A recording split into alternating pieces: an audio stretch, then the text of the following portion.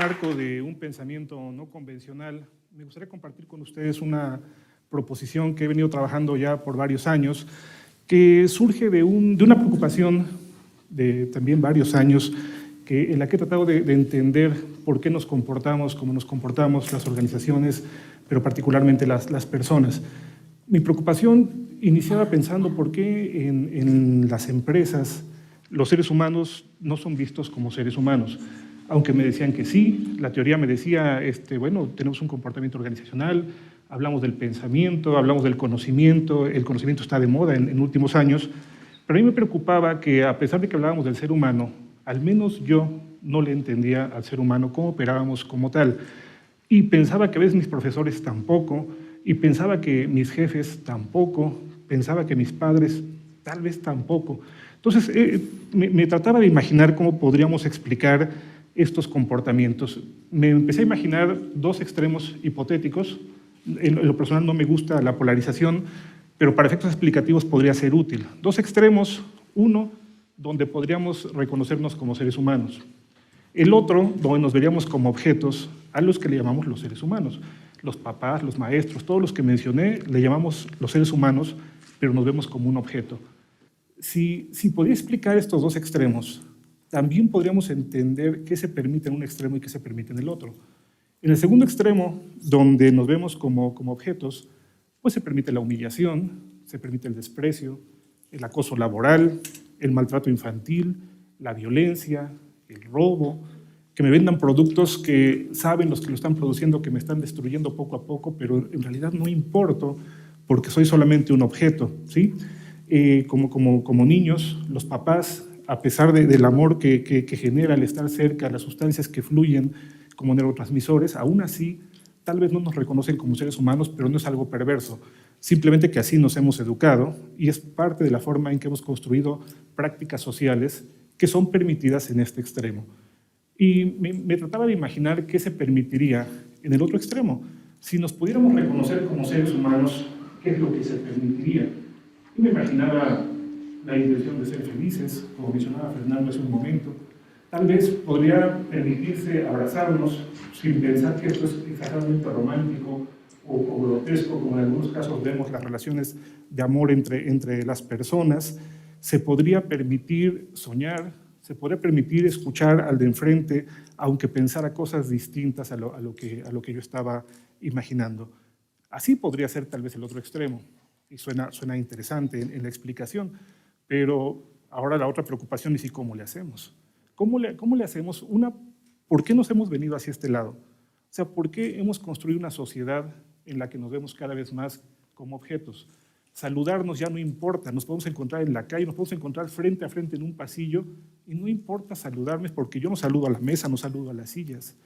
¿Cómo le haríamos entonces para construir una nueva forma de pensar, una nueva forma de reconocernos unos a otros como seres vivos y particularmente como legítimos seres humanos? Entonces, por eso el tema es reconociéndome como un observador en un mundo complejo. Hay más allá, propuestas recientes que van más allá del concepto de observador. Podríamos hablar de temas neurológicos, neurología de la felicidad, neurología de la toma de decisiones. Sin embargo, yo no soy un experto en ello, no sería justo que tratara de hablar en ese sentido, pero sí quisiera presentar la propuesta del observador. Perdón. Cuando hablamos de un observador, por ejemplo, en clases, en un contexto académico, nos podemos imaginar muchas definiciones o muchas explicaciones de lo que es un observador. Bueno, un observador es alguien que te observa, ¿sí? Es alguien que te juzga, es alguien que, aquí les pongo algunos conceptos, alguien que te pone atención, alguien que está analizando y es capaz de medir algo, eso es un observador, ¿sí? Sin embargo, las propuestas más recientes nos dicen que un observador es alguien que interpreta el mundo que lo rodea. Entonces, todos somos observadores. Yo los observo a ustedes me observan, el niño que está jugando en este momento en algún jardín está observando el mundo con el que está interactuando. Todos somos observadores. Si hubiera algún problema en esto, es que no nos damos cuenta. No nos damos cuenta porque no hemos aprendido a vernos como tales. ¿Desde dónde observamos? Si somos observadores, si esto es cierto, Entonces, ¿qué es lo que te permite observar lo que observas? Todos observaremos lo mismo. Si voltean a verme, ¿todos ustedes me están observando exactamente igual? Probablemente no. Por aquí están mis hijos y mi esposa, probablemente me ven de manera muy distinta a lo que me ven los demás que aún no me conocen. Nuestras observaciones tienen que ver con nuestras creencias y nuestras creencias tienen que ver con el conocimiento que hemos construido a través de la experiencia. Nuestras creencias filtran nuestra capacidad de observación. Entonces, no todos veríamos lo mismo si las experiencias son distintas. Aún dos hermanos gemelos muy parecidos podrían ver diferente al mundo si sus experiencias, aunque sea por algunas variaciones leves, también fueran distintas. Observamos desde lo que hemos aprendido y lo que nos permite creer. Y así hablamos de lo bueno, hablamos de lo malo. Ahora, lo que comento no es nada nuevo, o sea, es algo que se escucha con mucha frecuencia ya en los últimos años. Mi invitación es cómo lo ponemos en práctica. ¿Cómo podría yo, reconociendo que cada quien observa desde sus creencias, que tienen que ver con su experiencia, cómo podríamos aplicar esto para movernos un poquito hacia aquel extremo hipotético en el que nos vemos como legítimos seres humanos? Cada quien entonces podría hacer interpretaciones distintas y una pregunta que surge con mucha frecuencia es si cada cabeza es un mundo. Para mí esta expresión se convierte en algo muy importante desde la educación de mis hijos, cuando me toca trabajar en empresas, cuando me ha tocado ser directivo. Para mí esto es muy importante porque cada cabeza es una posibilidad de interpretación. Es un mundo porque podemos generar interpretaciones particulares basados en esa experiencia. Y aquí hago una aclaración, no solo cada cabeza, el cuerpo completo. ¿Sí? Nuestro cuerpo influye en nuestros pensamientos, el tema de emociones, el tema del lenguaje entrelazados, nos permiten generar interpretaciones particulares a cada uno de nosotros, similares en muchos casos. Y esa similitud se puede volver una trampa en nuestra forma de pensar, porque cuando escuchamos algo que no es coherente con lo que pienso, lo rechazo aunque no me doy cuenta. Y no me doy cuenta porque no me reconozco como el observador que estoy operando en ese momento. Ahora, pero también cuando escucho algo similar, cuando escucho algo que me hace sentido, me entusiasma y levanto la mano para votar en una junta, y cuando veo que mi hijo ahora se está comportando quietecito como yo creo que debería de comportarse un niño, aunque no deba de ser así, entonces me entusiasmo y lo acepto porque es coherente con mi forma de pensar. Entonces, no es solo una cabeza es un mundo, cada cabeza es un mundo, sino nosotros tenemos un potencial interpretativo muy particular a nuestra neurología y a las experiencias, una neurología que se ha transformado por las experiencias que hemos venido viviendo desde que éramos muy pequeños. ¿Habrá algún problema con ello? En realidad, podría no haberlo porque seguimos viviendo. Nuestra vida sigue normal, parece que sin que yo entienda al observador, pues sigo viviendo. Es más, si yo me sigo transando al de enfrente, es más, soy más feliz, pareciera, que el que tengo aquí junto. Pero ¿qué pasa con la coordinación que tenemos con las demás personas? Es muy común que la forma en que nos hemos educado no nos permita darnos cuenta que somos observadores. Lo que es más, a lo mejor la forma en que nos hemos educado nos limita a reconocernos como observadores. Lo que es más, podría haber tal vez intereses que les convendría que no nos reconociéramos como observadores. A lo mejor dejaríamos de comprar muchas cosas si nos diéramos cuenta que somos observadores. Pero por otro lado se presenta la felicidad. Si tú compras esto, vas a ser feliz. Si tú regalas esto el 14 de febrero, vas a ser feliz y vas a hacer feliz a la mujer de tus sueños o al hombre de tus sueños. Si comes tamales el 2 de febrero, vas a cumplir con una tradición. Mucho del mundo que vivimos a lo mejor está operando, evitando que nos veamos como observadores, pero aún cuando somos pequeños, nuestros papás y yo como padre, en la ignorancia de que mi hijo también es un observador, no es un adulto pequeñito, es un niño con experiencias distintas y con una capacidad de imaginación enorme, tal vez lo voy limitando en esa capacidad a que trate de ver, yo trato de que él vea las cosas como las construyo. En mi interpretación, el mundo en que vivimos es un mundo que no nos permite darnos cuenta que somos observadores y que los demás también son observadores. El respeto tal vez podría surgir cuando nos empezamos a ver como tales.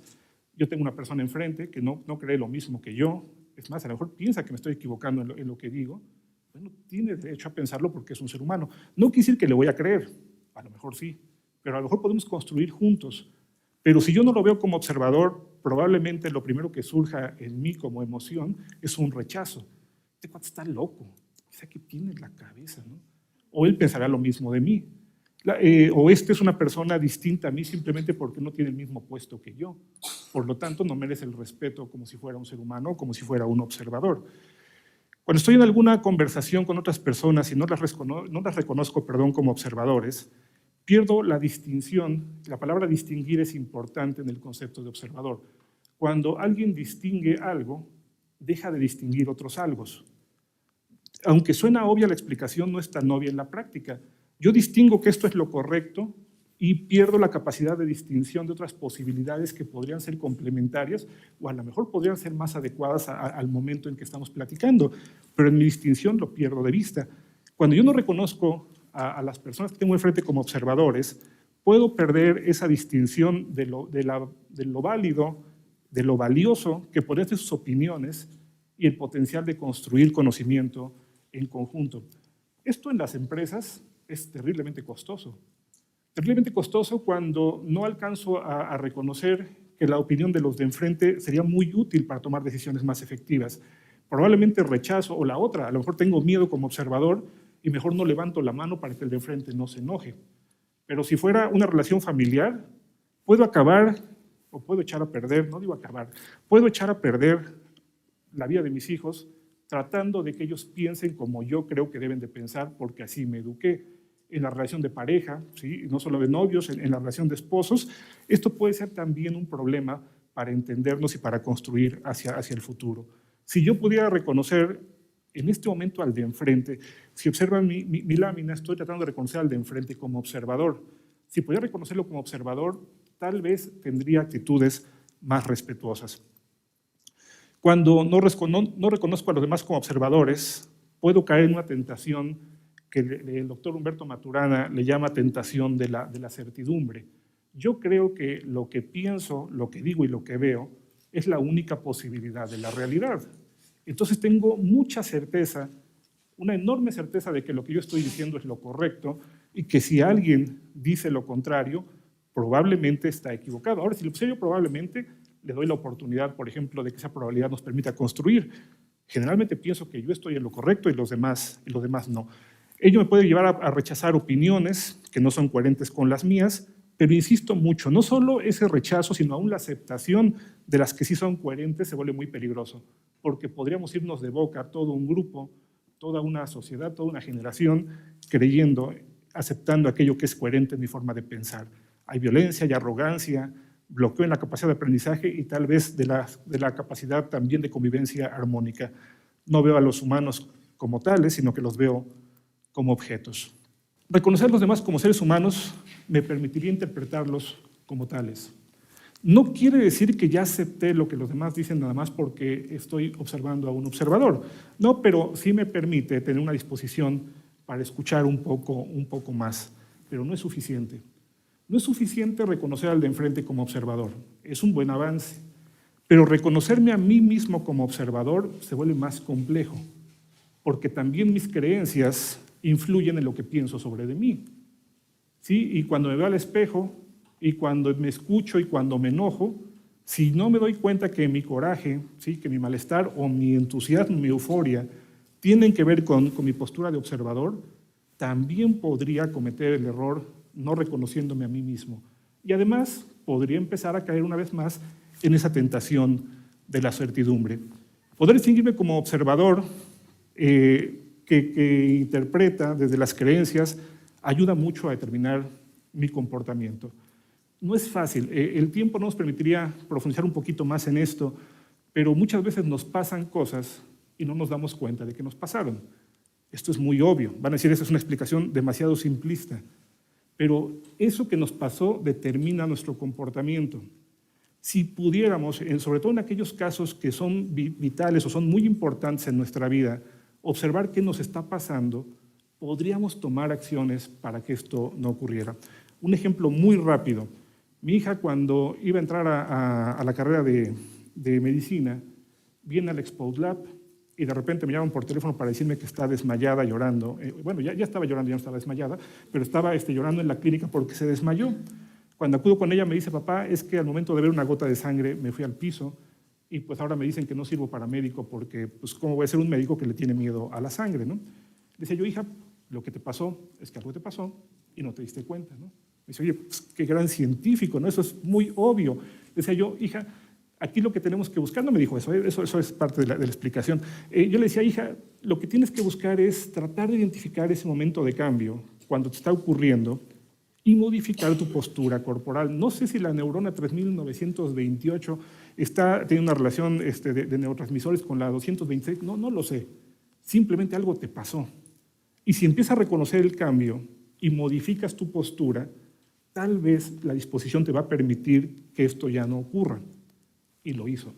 Se fue a un laboratorio, un laboratorio químico, pidió que le permitieran ver cuando sacaban sangre y cuando sintió que iniciaba el cambio, tomó la decisión también de modificar su postura y pues ahorita ya tenemos casi en 5º semestre de medicina, va bastante bien y ya participó en operaciones, simplemente se reconoció como observadora. Voy a ir un poquito más rápido porque me falta algo más, ¿sí? Tampoco es suficiente reconocer a los demás como observadores y reconocerme a mí mismo. El mundo en el que vivimos es un mundo complejo, un mundo con muchas variables, donde si mi creencia es que lo único que existe es lo que puedo explicar, entonces me pierdo muchas posibilidades en el comportamiento sistémico que me rodea. O sea, a mí me han enseñado desde la primaria que lo que el maestro explica es lo que es. Y si hubiera algo más, vivimos en órdenes explicados, órdenes que nos han explicado y que somos capaces de explicar. Y perdemos de vista que la complejidad del mundo tiene comportamientos que tal vez ni siquiera me imagino. Los chicos que están aquí afuera preparando nuestro receso, no los alcanzo a ver, no sé qué están haciendo. Tengo limitaciones físicas en este caso, pero eso no quiere decir que no lo estén haciendo. Entonces, empezar a imaginar consecuencias no previstas no quiere decir que sea uno pesimista y que a todo le ande buscando las cosas malas. No, eso es un tema de emoción. Sería yo pesimista si en mi emoción estoy ubicado en el pesimismo. Pero yo puedo buscar consecuencias no previstas en el comportamiento de los sistemas sin que esto sea un pesimismo. La otra, puedo buscar límites de crecimiento. ¿Hasta dónde el sistema en el que estoy operando, ya sea en términos empresariales, en términos familiares, el que ustedes quieran, me limita a seguir creciendo? Eso también es una visión que va más allá del orden explicado. Los físicos le llaman a esto el orden implicado. Movernos, salirnos un poquito de las explicaciones, como decía Vincent y como decía Fernando en algún momento, nos ayudan a explorar otras posibilidades que a lo mejor yo no tengo. No tengo en mi conocimiento y necesito buscar a los demás. Les agradezco mucho, perdón, se me acabó el tiempo, les agradezco mucho por su atención. Ojalá que les haya aportado un poco con mi conversación. Gracias, muchas gracias.